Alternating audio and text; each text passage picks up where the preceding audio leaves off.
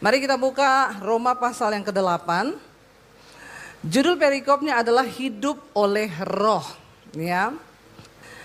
Ayat yang pertama berkata, demikianlah sekarang tidak ada penghukuman bagi mereka yang ada dalam Kristus Yesus. Roh yang memberi hidup telah memerdekakan kamu dalam Kristus dari hukum dosa dan hukum maut. Sebab apa yang tidak mungkin dilakukan hukum Taurat karena tidak berdaya oleh daging, telah dilakukan ya oleh Allah dengan jalan mengutus anaknya sendiri dalam daging, yang serupa dengan daging, yang dikuasai dosa karena dosa, ia telah menjatuhkan hukuman atas dosa di dalam daging. Saudara, dikatakan ayat 2, roh yang memberi hidup, ia telah memerdekakan kamu dalam Kristus dari hukum dosa dan hukum maut. Ya, saudara, ini penting bagi kita supaya kita tahu. Lalu apa sih fungsi Roh Kudus di dalam kehidupan orang percaya, orang Kristen? Ayat yang keempat berkata begini, sebab tuntutan hukum Taurat digenapi di dalam kita, yang tidak hidup menurut daging tetapi menurut roh. Hukum Taurat itu berat tuntutannya, mata ganti mata, gigi ganti gigi. Tidak mungkin kita bisa diselamatkan kalau kita mengikuti hukum Taurat. Ya, nggak ada saudara. Jadi orang yang bersinah harus dirajam pakai batu. Ya, semua harus dihitung dengan nyawa. Tetapi bagi orang-orang yang hidup di dalam roh dikatakan, ya kita ini digenapi sudah hukum, ya tuntutan hukum Taurat karena kematian Kristus di dalam daging. Ayat 5, sebab mereka yang hidup menurut daging memikirkan apa? Hal-hal yang mereka yang hidup menurut roh. Coba jangan malas baca Alkitab. Cuma disuruh, saya ini hari ini khotbah 5 kali loh. Ya tolong saudara bersemangat sedikit, amin. Saya tahu saudara itu jarang baca Alkitab di rumah toh. Makanya di gereja tak suruh baca Alkitab, jangan malas ya. Saudara, ayat ini berkata begini, sebab mereka yang hidup menurut daging memikirkan apa? Mereka yang hidup menurut roh memikirkan apa? Pertanyaan saya, saudara tiap hari mikirin daging atau roh? Ampuni mereka Tuhan. Sebab mereka tahu apa yang mereka lakukan, tapi mereka pura-pura tidak tahu. Loh ini jelas loh saudara, mereka yang hidup menurut daging, yang dia pikirkan daging terus. Tapi ketika kita dipimpin oleh roh, maka kita memikirkan perkara-perkara yang dari roh. Yang dari daging itu apa? Galatia 5. Percabulan, kenajisan, hawa nafsu, nafsu jahat, iri hati, kebencian, dendam, amarah, keserakahan, pertikaian, roh perpecahan, rupa-rupa kejahatan ada di dalam daging kita. Kalau kita tiap hari mikirkan yang gitu, marah, benci, dendam, serakah, ya, berarti kau masih hidup di dalam daging. Tapi buah roh ialah apa? Kasih, sukacita, damai sejahtera, kesabaran, kemurahan, kelemah lembutan, penguasaan diri, ya, tidak ada yang menentang hukum itu. Kalau sudah tiap hari mikirin itu, berarti engkau hidup dalam roh. Sekarang saya nggak usah tanya, ya yang masuk surga siapa, yang masuk neraka siapa. Ya saudara pikir-pikir saja.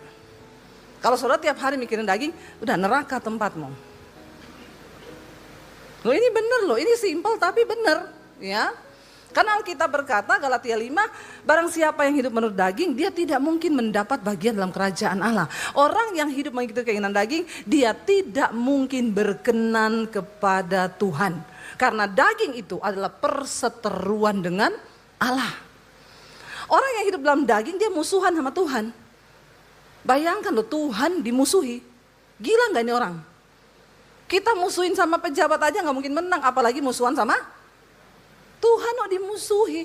Loh ini firman Tuhan loh yang ngomong. Banyak orang Kristen duduk di gereja tiap minggu, tapi statusnya bermusuhan dengan Tuhan. Kalau apa? Kalau kau hidup dalam daging, percabulan, kenajisan, perpecahan, suka berantem, suka bikin onar, cari gara-gara, itu daging saudara. Dan itu tidak berkenan kepada Tuhan. Orang yang hidup menurut daging tidak mendapat bagian dalam kerajaan Kristus. Walaupun kau duduk di gereja setiap hari Minggu, walaupun kau pelayanan, walaupun kau nari-nari, walaupun kau nyanyi, maaf, walaupun saya khotbah, kalau saya melakukan hal-hal itu, saya tidak mendapat bagian dalam kerajaan Allah. Lalu ayat yang berikutnya berkata, ayat 6, karena keinginan daging apa? Adalah maut. Tetapi keinginan roh adalah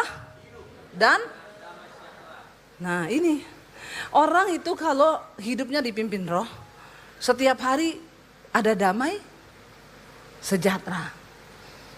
Dalam rumah tanggamu damai sejahtera, gak pernah berantem suami istri.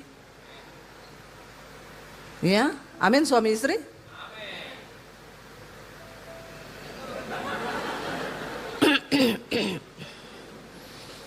Ini ya, ada malaikat loh yang mencatat. Jangan sampai kau tiap hari berantem, amin, kata malaikat, pret. Hati-hati ya, hati-hati. Jadi keinginan roh itu hidup dan damai. Orang yang hidupnya penuh dengan roh, dipimpin oleh Roh Kudus, damai hidupnya itu. Tiap hari sukacita, damai sejahtera. Ya, walaupun gak ada duit tetap damai, amin.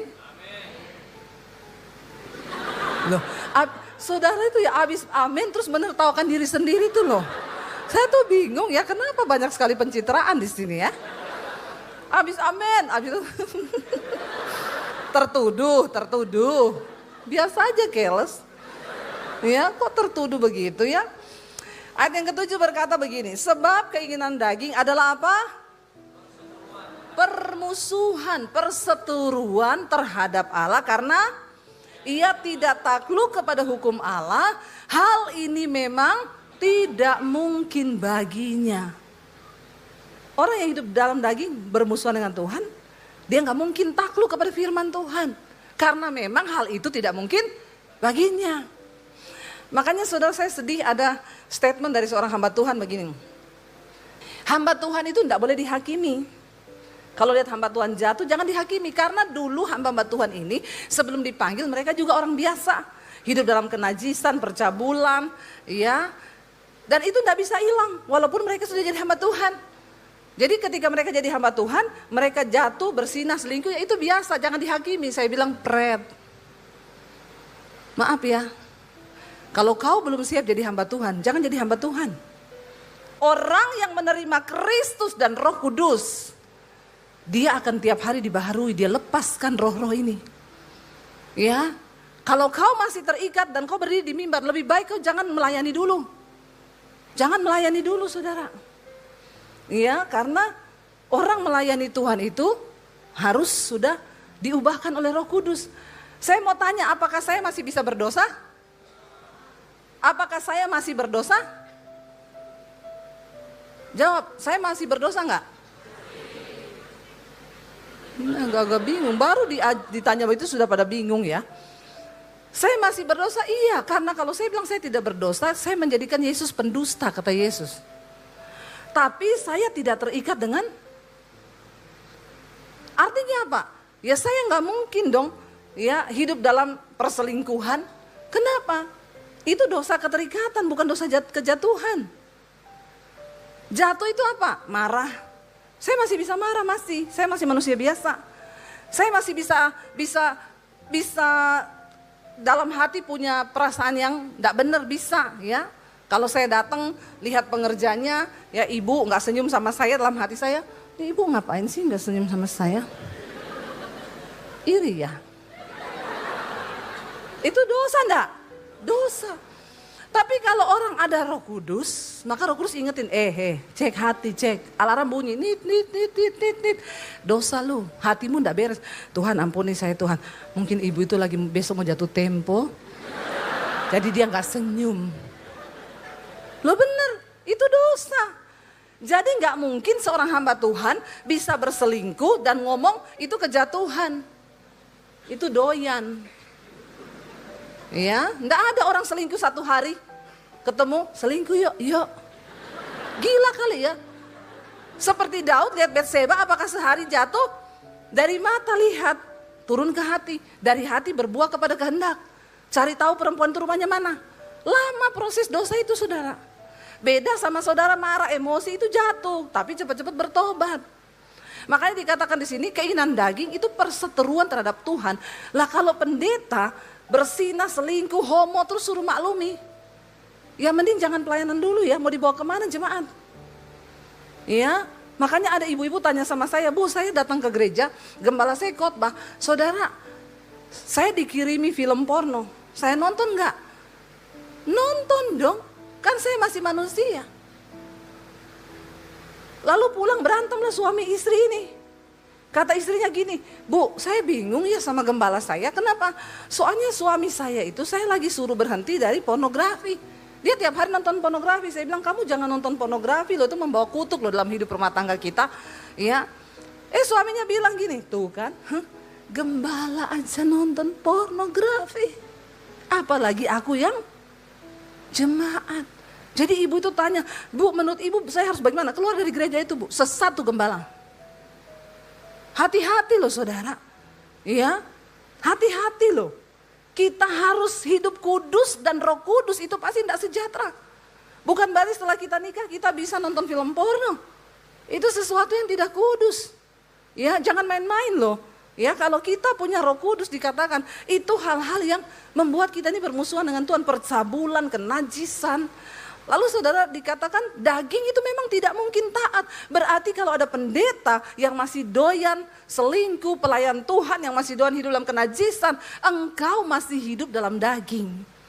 Walaupun engkau pelayanan dan kau tidak berkenan kepada Tuhan. Terus ngapain lu pelayanan? Mending turun dulu jadi jemaat biasa. Amin. Sebagai jemaat pun saudara, kalau engkau terus main-main dengan kedagingan, kau tidak berkenan pada Tuhan. Kita baca ayat yang ke-8, kalau enggak percaya ini kata firman Tuhan. Mereka apa? Yang hidup dalam daging, apa? Ini ayat yang ngomong bukan saya ya. Jangan ngomong Ibu Debbie itu pendeta hukum Taurat. Kalau ngomong penghukuman, neraka, ini ayat yang ngomong orang yang hidup dalam daging tidak mungkin berkenan kepada Tuhan. Tidak mungkin berkenan. Ya, yang tiap hari marah-marah, emosi, bersinah, itu keinginan daging itu semua. Kita masih bisa berdosa, marah masih bisa. Tapi jangan marah. Marah-marah itu kedagingan. Ya, itu gila, sakit jiwa. Kalau cuma marah biasa ya itu kejatuhan. Tapi kalau tiap hari marah, ya bahaya saudara. Itu kita perlu cek dalam diri. Ayat 9 berkata 1, 2, 3. Tetapi kamu tidak hidup dalam daging melainkan dalam roh. Jika memang roh Allah diam di dalam kamu. Tetapi jika orang tidak memiliki roh Kristus, ia bukan. Amin saudara. Dikatakan tetapi kamu tidak demikian, kamu tidak hidup dalam daging, melainkan hidup dalam roh.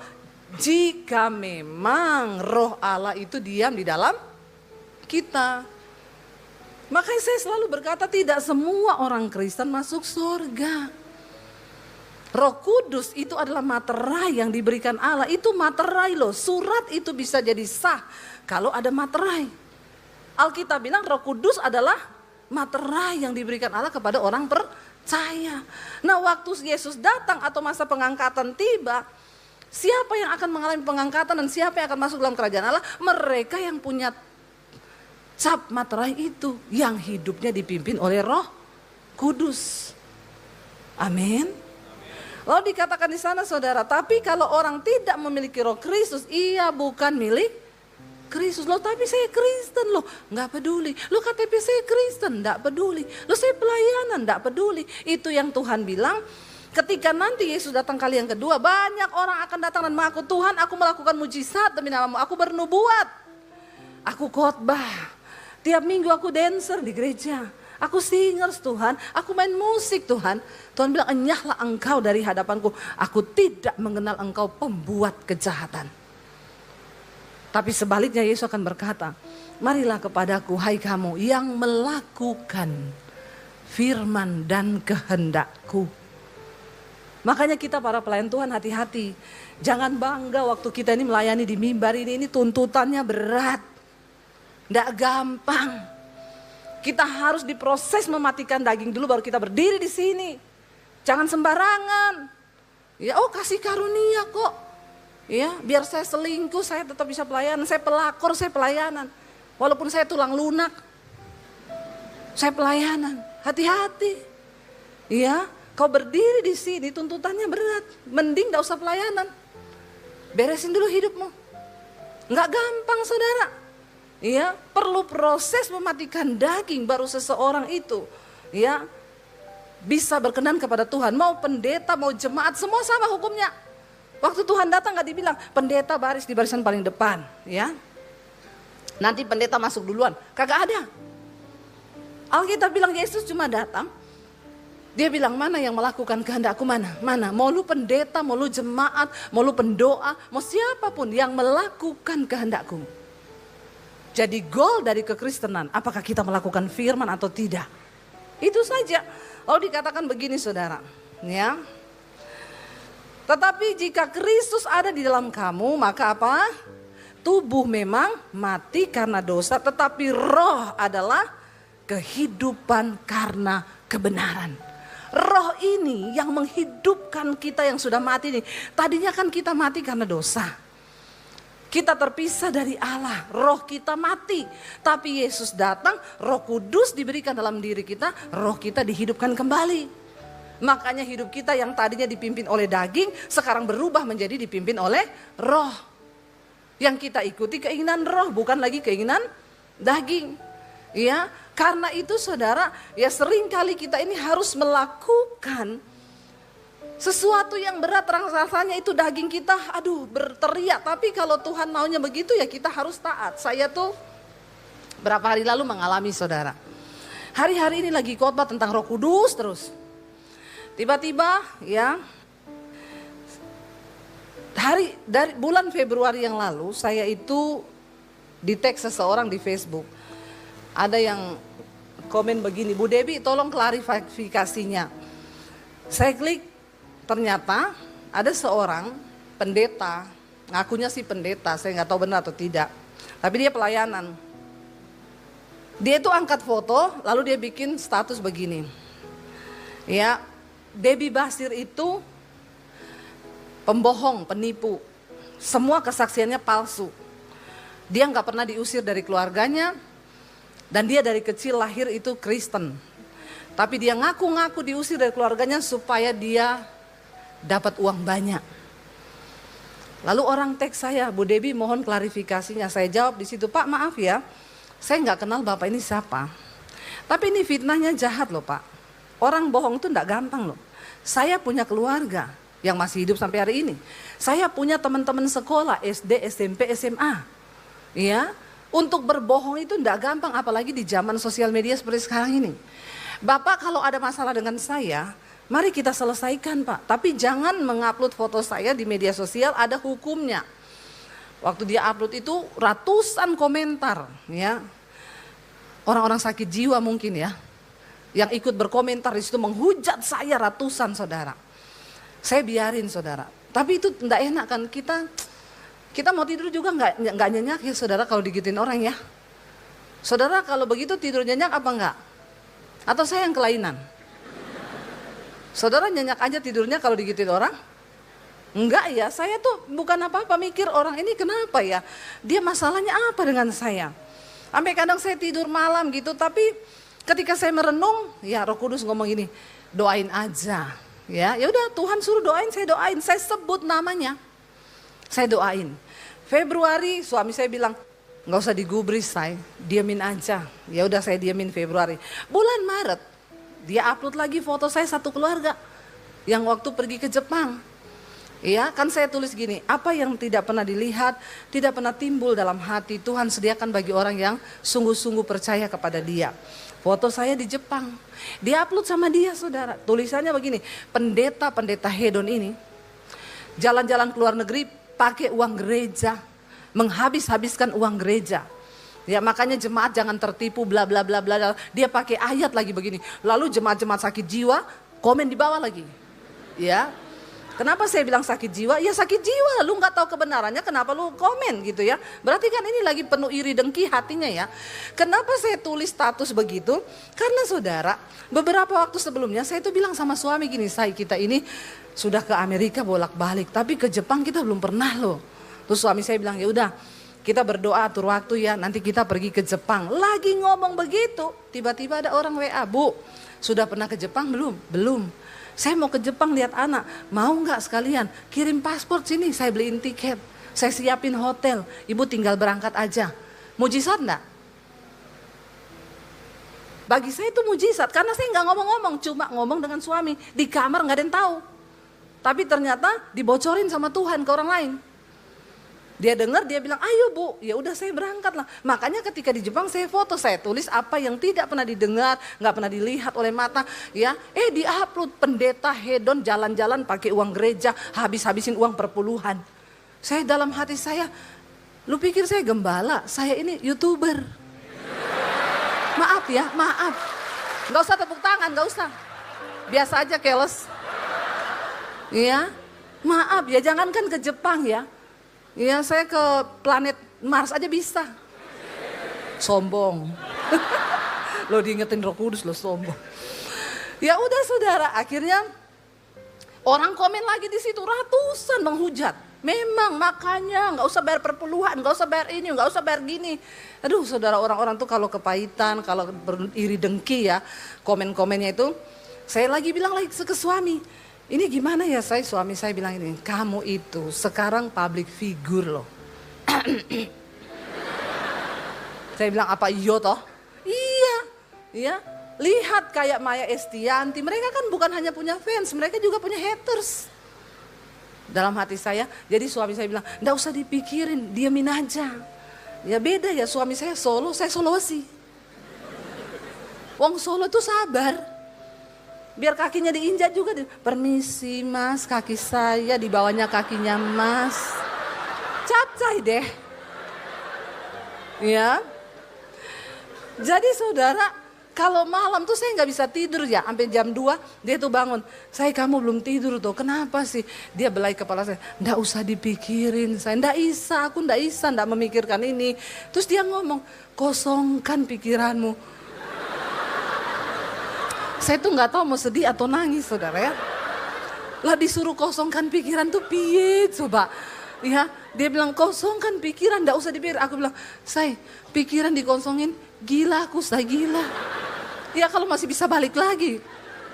Kalau nggak balik lagi besok saya ketawa-ketawa sendiri piye. Tapi dia bisa tidur begitu saudara. Saya nggak bisa tidur. Saya bilang ini udah nggak main-main loh. Foto keluarga kita sama anak-anak saya nggak salah loh. Orang ini jahat. Besoknya saya lihat, udah komen banyak. Dia tambahin lagi, iya ini pendeta satu ini penipu, pembohong. Saya tuh punya bukti-bukti bahwa kesaksiannya tuh semua palsu. Saya masuk aja begini, maaf ya semua yang berkomen di sini, hati-hati dengan mulutmu ya. Fitnah itu ada hukumnya, kena di undang-undang ITE saudara, maaf. Ya, fitnah, perbuatan tidak menyenangkan, pencemaran nama baik, bisa kena pasal, saya tulis semua di situ. 6 tahun penjara, denda 1 miliar. Terus malah diejek. Oh iya kan, dasar pendeta kadrun. Nggak bisa dikritik, mau lapor polisi. Waduh, saya tambah panas hati saya saudara. Saya berdoa dalam nama Yesus, Tuhan tolong saya. Jadi sekarang itu buat saudara saya juga mau ngomong hati-hati bermedia sosial. Sekarang kita upload foto orang tanpa izin, ya dia bisa tuntut kita loh. Soalnya kadang jemaat juga minta foto, bu cepet selfie, yang diangkat yang mukanya bagus. Saudara pernah ngalami nggak? Temenmu angkat fotomu, temenmu cantik banget dan kau? Itu sangat tidak menyenangkan. Beredar lagi di media sosial, semua nonton. Ya, itu perbuatan tidak menyenangkan, hati-hati. Saya di komen banyak macam. Kembali suami saya ngomong lagi, ndak usah digubris ya, anggap itu orang sakit jiwa. Ya wes, saya berdoa lagi, Tuhan aku ndak tahu loh orang ini maksudnya apa Tuhan. Tapi ya sudah, kau suruh saya tetap mengampuni orang yang menyakiti saya ampuni dalam nama Tuhan Yesus. Sudah, saya berusaha lupa. Dari Maret, April, Mei kemarin, saya pas pelayanan di Palu, kita ada bikin, ada panitia Palu bikin Paskah Sulawesi Tengah, ya dihadiri oleh 50.000 jemaat dan itu pecahkan rekor muri 50.000 telur Paskah saudara. Saya ini lagi tiap hari pelayanan nggak pernah berhenti, saya dan suami keliling kemana-mana. Kok yo ditambah-tambahi dengan ya iblis yang begini ini kan bikin hati nggak tenang ya, saya nggak tidur, dia Aduh, betapa berdosanya saudara seringkali ya. Ya udah, saya di sana bulan Mei itu ada orang yang WA, Bu, Ibu kenal orang ini?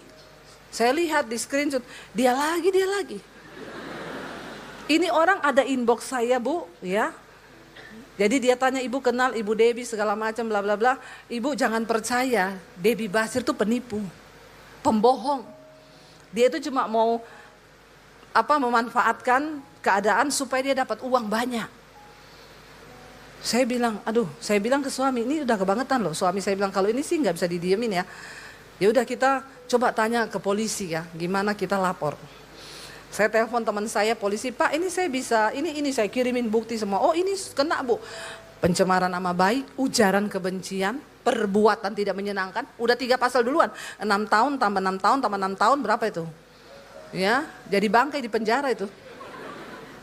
Lalu saya bilang, gini Pak, dia tanya, Ibu mau memenjarakan atau cuma mau mediasi untuk urusan damai? Saya nggak mau penjarain Pak, nggak ada untungnya juga saya penjarain orang begitu ya. Terus maksudnya polisi mediasi kita aja supaya damai. Kalau gitu Ibu jangan buat laporan tapi buat surat pengaduan ya. Ibu tunjukkan semua keberatan itu di situ apa. Lalu suami saya bikinlah surat pengaduan ke polisi. Ya saya itu gini ya, sertakan semua bukti dan permintaan kami 2. Pertama, dia harus turunkan semua ujaran kebencian yang bukan hanya sama saya, sama pendeta-pendeta lain juga banyak. Pendeta-pendeta terkenal diangkatin saudara. Itu semua harus diturunin, termasuk juga tokoh-tokoh agama lain. Turunin semua.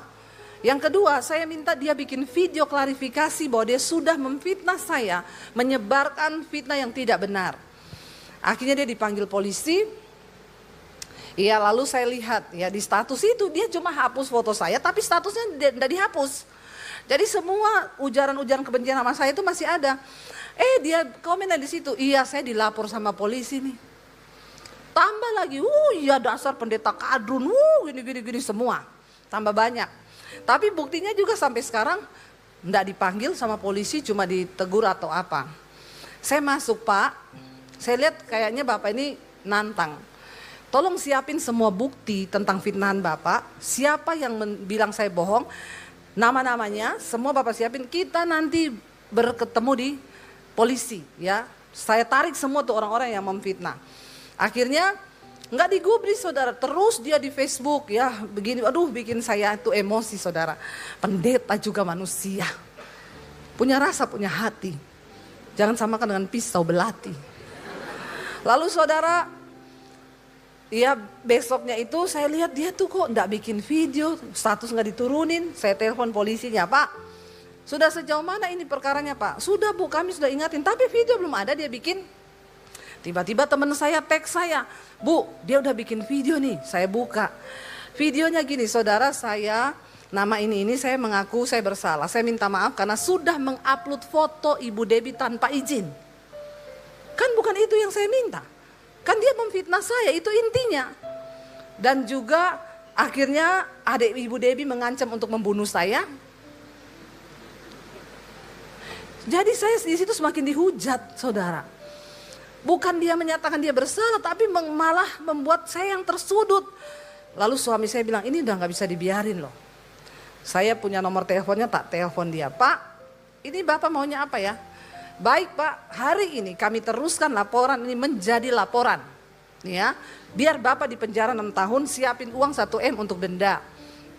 Saya telepon lalu dia bilang, lo maksudnya apa? Itu Bapak bikin video apa? Untuk mempermalukan nama saya kan? Itu orang sudah mencerca saya semua. Cepat Bapak take down video itu, kalau enggak udah saya laporin.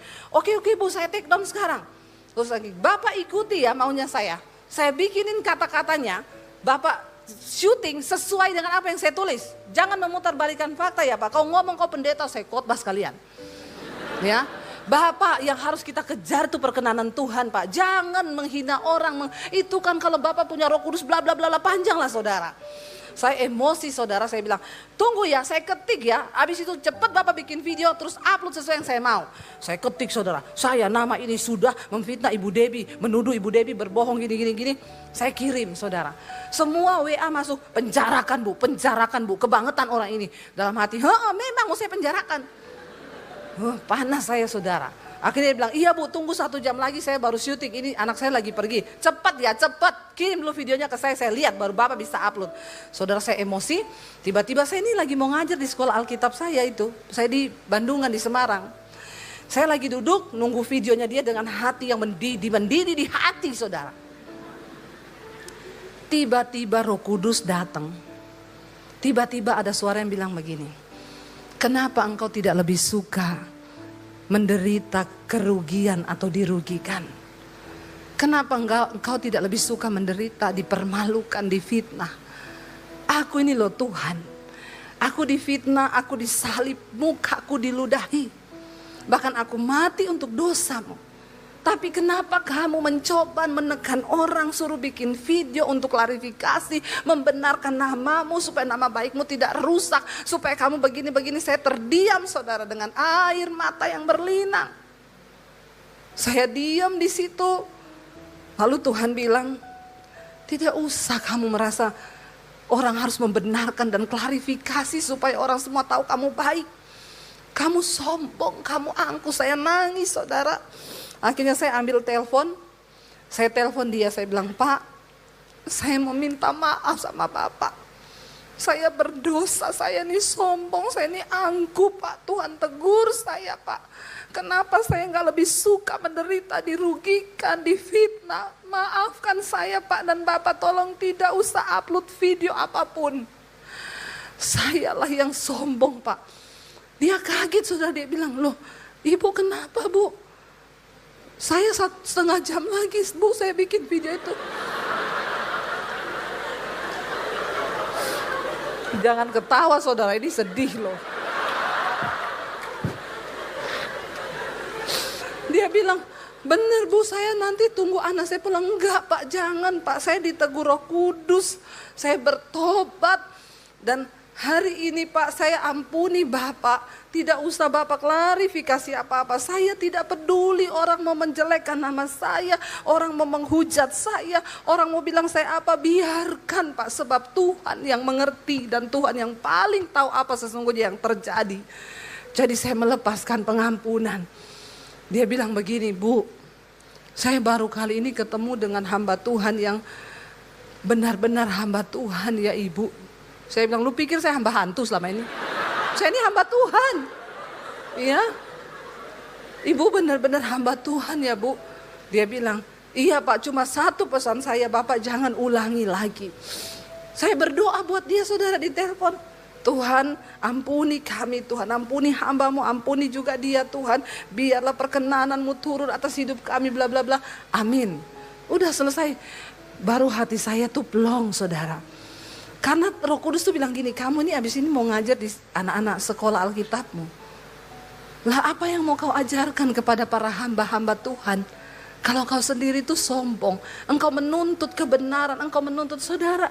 Dengar baik loh. Ketika Roh Kudus ada dalam hidup kita, ya, maka daging ini dimatikan. Saya yang emosi, begitu emosi dalam hati saya penjarakan kamu. Lihat ya kamu, belum tahu kamu siapa Debbie Basir. Begitu Roh Kudus datang. Dan yang saya heran saudara, waktu kita buka hati, saraf-saraf saya ini kayak dimatikan semua loh, kedagingan ini. Tiba-tiba saya lemas saudara. Saya nangis, air mata bercucuran. Saya ambil handphone, saya telepon dan saya langsung minta maaf. Kalau kita punya Roh Kudus. Saya undang para imam musik maju ke depan, jamnya rusak ya, udah habis ya. Baru kesaksian loh. Saudara, ya lihat ya, ini loh. Saya tanya sama Tuhan, kenapa Tuhan engkau izinkan ini terjadi? Lah kamu tuh lagi khotbah tentang Roh Kudus hari-hari ini. Iya. Apakah kamu mau mendengar? Apakah kamu mau tunduk kepada keinginan roh? Atau kamu sudah berubah karena mulai terkenal lalu kamu menjadi sombong? Saudara, apapun dosa yang mengikatmu hari ini, Roh Kudus tahu semua keterikatan kita. Orang tuamu gak tahu, pendetamu gak tahu. Tapi Roh Kudus itu tahu sebab dia roh penolong. Hari ini, biar kita mau datang pada Tuhan. Kita mau bilang, kami tahu Tuhan, Engkau mendengar lebih dari yang kami doakan. Kau menjawab lebih dari yang kami harapkan.